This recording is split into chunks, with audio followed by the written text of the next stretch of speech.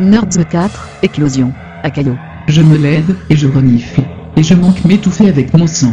Mon destin est clair, je dois vaincre l'adversité et les pauses, en retrouvant une connexion honnête. Mais connaissant ma limite technique, le sel ne pourra être trouvé que dehors, ailleurs, quelque part.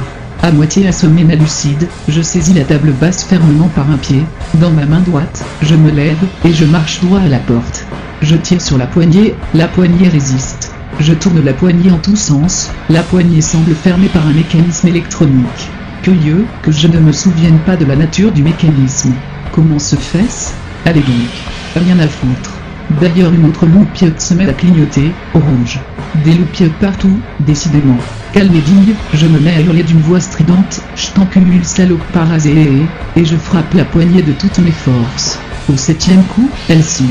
Du moins, elle se sépare de la porte, qui claque vers l'extérieur. Noble et hautain, je sors à pas décidé, dans une lumière de néon.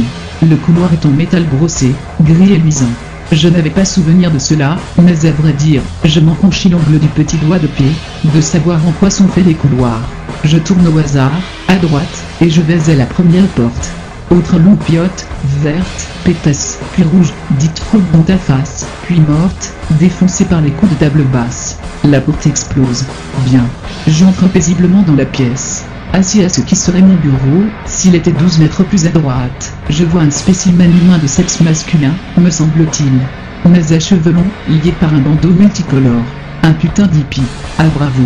Autour de lui, une pièce strictement identique à mon appartement, mis à part des décorations qualifiables de vomi culturel, tapis de laine colorée au mur, tambours divers à franges de cuir, piparos, porte-encens et bâtonnets en faisceau, etc. Bonjour, ami. J'aurais besoin de ton putain d'ordi de fils de pute, s'il te plaît. Veuille te casser. Le babacool tente de pousser son cul de 12 à 17, et de comprendre l'injonction, mais c'est trop fort pour lui. Par ailleurs son éducation et son passé, ne l'ont pas préparé à réagir intelligemment à l'intrusion violente d'un humain au nez éclaté, couvert de sang et de morve, et portant une table basse dans la main gauche. Voyant cette absence navrante de réaction, je saisis des deux mains l'un des pieds de ma table, j'arme mon geste avec une torsion du bassin, yeux fixés sur la tombe du Cercopithèque à 14 ans. Puis je prononce posément mange, et je lance une rotation en accélération constante, dans le sens contraire des aiguilles d'une montre. Le coin de la table frappe le crâne chevelu très précisément à l'endroit attendu, avec un crack sonore. Je n'ai jamais senti une aussi grande paix en mon cœur. La tête fuit vers la gauche, plantée sur le coin. Les yeux étonnés restent grands ouverts, tandis qu'une giclée rouge vif balaie la surface blanche de la table. Un curieux ralentissement du mouvement se fait jour, d'abord après le choc, puis à mesure que le corps s'appuie contre le bureau devant lui. J'arrête mon geste, et je tire la table vers moi. Une seconde giclée de matière suit le métal, un liquide rouge mêlé de bleu grisâtre et d'un fluide incolore. L'œil gauche du hippie fuit lentement vers le haut, et tout son corps s'ébat sur le bureau. Bien. Une bonne chose de faite. Je m'assois au bureau qui est mon bureau, moyennant une translation horizontale de 12 mètres environ, face à l'ordinateur qui est mon ordinateur, moyennant un arrachage des putains, mais comment peut-on des visages, dont la merde c'est pas possible, des franges de simili-cuivre orange et verte qui le décorent. Après avoir, bien entendu, jeté sur le lit le cadavre du bitonique, avec un ménagement mesuré par l'amour nécessaire du prochain. Je ferme les fenêtres de Arma, ça existe ça. De Savage Joe of the Loaders, de Virtual Green Office et de Joanne Bezon Live, Official Site, et j'ouvre ma messagerie. Ah non, pas ma messagerie, car je ne suis pas chez moi.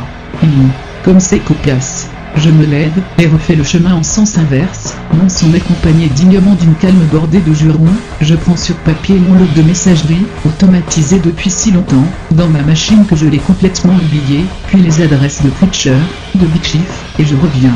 Bien. Login. 69 Akayo 69. Ah bon. Soit. Password, Nicolas 2, 69, 69.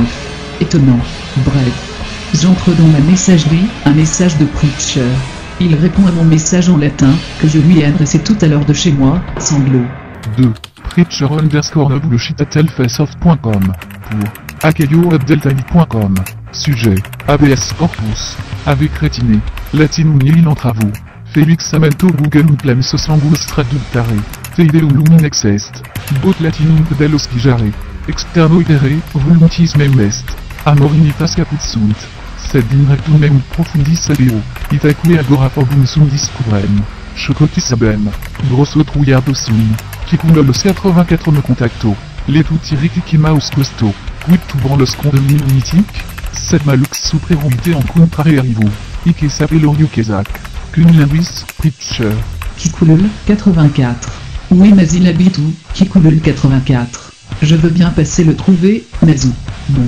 Il doit exister des systèmes d'annuaire ou de répertoire d'adresses. Je tape adresse dans un moteur de recherche, sans grand espoir.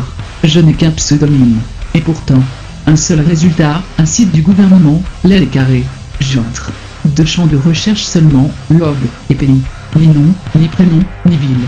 Mais je me rends soudain compte du génie du système des pseudos. Tous les citoyens d'un pays reliés à Alphasoft. Une gestion parfaite des pseudos à Alphasoft, qui permet d'éviter absolument tout doublet. Dès lors, plus aucun besoin de nom et de prénom en plus.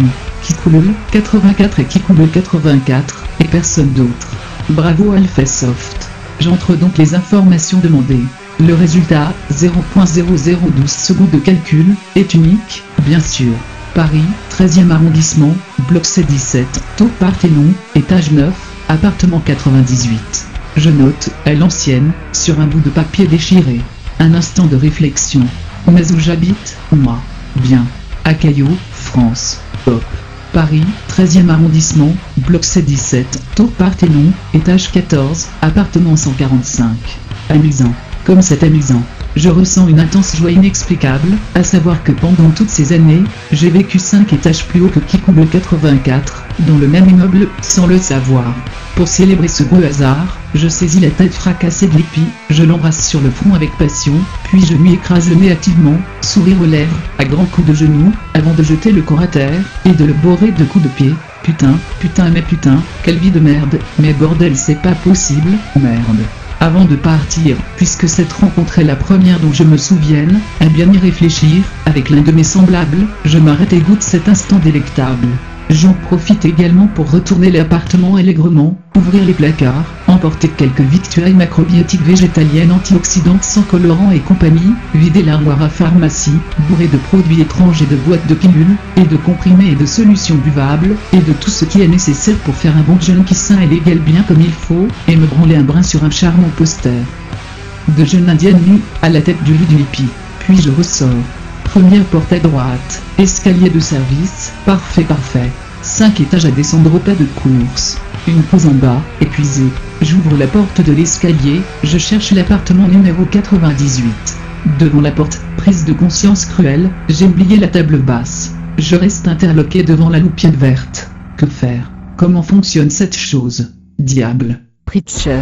Parfois, je me retrouve prostré, agenouillé au coin de la pièce, à me tenir la tête entre les mains. Je balance mon tronc en avant puis en arrière, alternant des mouvements frénétiques et de lentes oscillations asynchrones. À part les médocs, c'est la seule chose qui puisse me rassurer, lorsqu'une crise de panique me surprend. Putain de merde. Concentre-toi. Tu dois sortir de cette lutte de piole.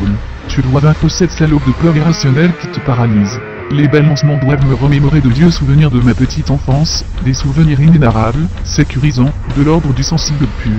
Des bribes de sensations en fait, c'est de moments d'insouciance, où j'imagine ma mère me prendre dans ses bras pour me bercer. À moins qu'il ne s'agisse d'érouler le liquide d'amniotique lorsque, fœtus, je baignais dans son ventre. À quoi bon me torturer ainsi? Je n'ai pas connu ma mère. Enfin peut-être que si, mais je ne m'en souviens plus. Saloperie de mémoire qui me joue des tours. Saloperie de Xanax qui m'altère les neurones, chaque jour des rentages. Cette porte me tétanise. Cette affreuse gueule de monstre qui ne fera de moi qu'une bouchée. Elle semble me narguer, me mettre au défi de la franchir.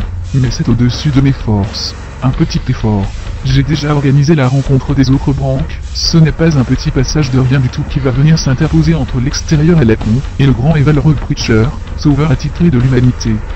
Sauveur autoproclamé de tous les nerds du quartier, j'entends. N'avez-vous jamais rêvé qu'un petit bonhomme était planqué dans votre tronche, assis derrière son ordinateur, à apprendre le monde au travers de vos organes sur lesquels il serait connecté depuis son terminal? Le bonhomme est là, à se demander s'il va se résoudre à tenter une incursion dans la réalité vraie mais y renonce à chaque fois, horrifié par votre langue baignant dans l'anilaste salivaire, et laissant présager d'affreuses rangées de couteaux acérés, là, tout juste sous vos gencives. Putain, mais à qui je parle encore moi? Arrête, te revoilà reparti dans tes délires. Tu vas pas tarder à nous raconter l'histoire des bonhommes dans la tête de bonhommes dans la tête d'autres bonhommes? Ben voilà, espèce de starbé. Une idée soudain me titille les racines du bulbe, il me faut une autre raison pour que je m'approche de cette porte à la mort moelleux. Je n'y arriverai jamais sinon. J'y suis jamais arrivé sans raison vitale, aussi loin que je me souvienne, alors pourquoi ça fonctionnerait aujourd'hui?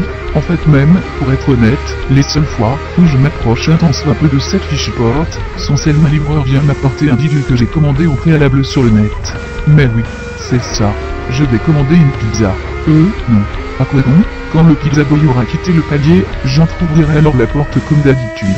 Je prendrai furtivement ce dont j'ai refusé la béquille, et refermerai aussitôt la putain de porte en la claquant avant d'aller me réfugier à toute berzingue dans les chiottes pour y dévorer ma pizza, froide à force d'attendre, pour oublier les angoisses qui me tenaillent. C'est horrible comme sensation, mais je pense avoir avancé depuis le temps, avoir fait tout un travail mental, qui progressivement a fini par payer. C'est drôle mais je me souviens qu'au tout début, juste après avoir émergé du coma, ou je ne sais plus trop quoi d'ailleurs, aux frontières de mon amnésie en fait, je restais des semaines à jeûner. Je préférais cela à une hypothétique rencontre avec un livreur. Connerie de malfonctionnement de mon cerveau de merde. Ça va mieux, je commande des pizzas tous les 2 jours maintenant, même si je préfère boire l'eau du robinet, plutôt que de commander des packs d'eau minérale. Kikoulol, 84. Guise. À quoi? Qu'est-ce qu'il se passe? Je me planque sous mon lit rose encombré de tous mes amis en peluche, en attendant fébrilement que l'effrayant bruit cesse. Mais ça ne s'arrête pas, bien au contraire, ça s'amplifie. Maman, j'ai peur. Des choses de plus en plus violents, derrière ma porte d'entrée. Je n'étais même plus sûr de l'existence d'un monde externe au-delà de cette barrière, et voilà que la réalité vient se rappeler à mon bon souvenir. J'ai rien demandé moi, faites que ça s'arrête. Je tremble de peur, c'est un sentiment auquel je ne suis pas habitué, moi qui passe ma vie dans mon cocon douillet, taillé sur mesure pour ma fragile personne. Je me gave de l'exocalme. C'est peut-être dans ma tête. Est-ce que les bots viennent me chercher, me faire payer? En moi courent des images meurtrières de robots tentaculaires envahissant progressivement la cage d'escalier, lançant leurs membres articulés contre le bois de ma porte. Je veux mon lapin, mais il est trop loin, je n'ose pas sortir de ma cachette. On vient m'emmener dans un putain de camp de rééducation pour terroristes virtuels. On vient m'apprendre la haine et la famine. Si on me trouve, je dirais que c'est même pas moi. Rébellion, destruction. Même pas moi. Tout est de la faute de Preacher, c'est lui. La porte éclate sous le poids de l'assaillant. Je commence à me ronger l'intérieur des poignets, me bouffer les veines, ils ne me rendent pas vivant ces putains de connards. Je suis mon pyjama et je manque m'étrangler avec mes sanglots. Le monde est merveilleux, on a tous des copains. Bien. Peut-on savoir où tu es, bordel? Hein? Je tente de réfréner de mon mieux mes gémissements, je suce mon pouce mais ça a le goût de sang. Et au Kikoulol, où t'es passé, petite truie? Ce n'est pas un bot, c'est un humain. Les humains ils parlent bizarrement. Je vais le démolir, le disséquer, décorer mes chambres de ses organes fumants, faire des bisous à ces putains de globes oculaires éduqués. Oh, un Vicky sursaute tout seul. Voilà qui ne laisse pas d'être surprenant. À n'en pas douter. Sors de là, Kikoulol. Une main m'agrippe et on me traîne sans ménagement à l'air libre. Je ferme les yeux pour oublier, m'évader de cette situation impossible, de cette rencontre dégoûtante entre êtres trop semblables pour coexister. Te voilà. Qu'est-ce qui t'arrive? Prostré? Ah, le con. J'ouvre doucement les yeux, et je contemple mon double, mon reflet, cet autre humain que je hais et j'aime. Il n'a pas l'air bien méchant, il me toise avec un bon sourire aux lèvres. Il se met à rigoler, alors je ris avec lui. Subrepticement, profitant de son hilarité, je chope un couteau de cuisine et je le mets dans mon slip. On sait jamais. J'ose. Page, sexe, ville. Salut, abruti. C'est moi, Akayo. Akayo. Le mot sonne bizarrement, comme un nom qui n'était à l'origine pas destiné à être prononcé ou entendu. Juste un pseudo sur un écran. La pointe du couteau me pique le cul, je fais semblant de rire en grimaçant. Je m'avance pour faire un bisou à Akayo, mais il me repousse sommairement, je ne comprends pas pourquoi. Je me jette sur lui, le couteau à la main, enfelant de rage, mais il me met un grand coup de poing dans le nez. Je me rassois sur mon siège en pleurant doucement. Faut dire que c'est la 6e fois que j'essaie de le poignarder par surprise depuis tout à l'heure, il doit commencer à être habitué. Il se lève et m'attache au fauteuil avec sa ceinture, en m'engueulant. Je ne comprends rien à son histoire. Je refuse de le suivre, d'aller avec lui à l'extérieur comme il me le demande. Je veux pas que l'extérieur existe, je veux pas.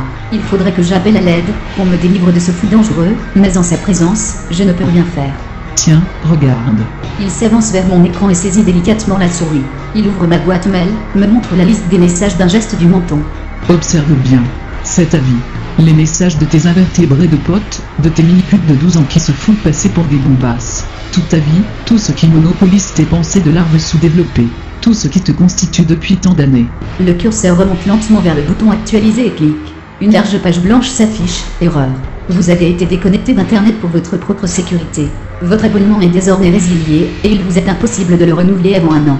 Pour plus de renseignements, merci de contacter l'administration centrale Alphasoft. Il est minuit passé mon pote. Il faut y aller.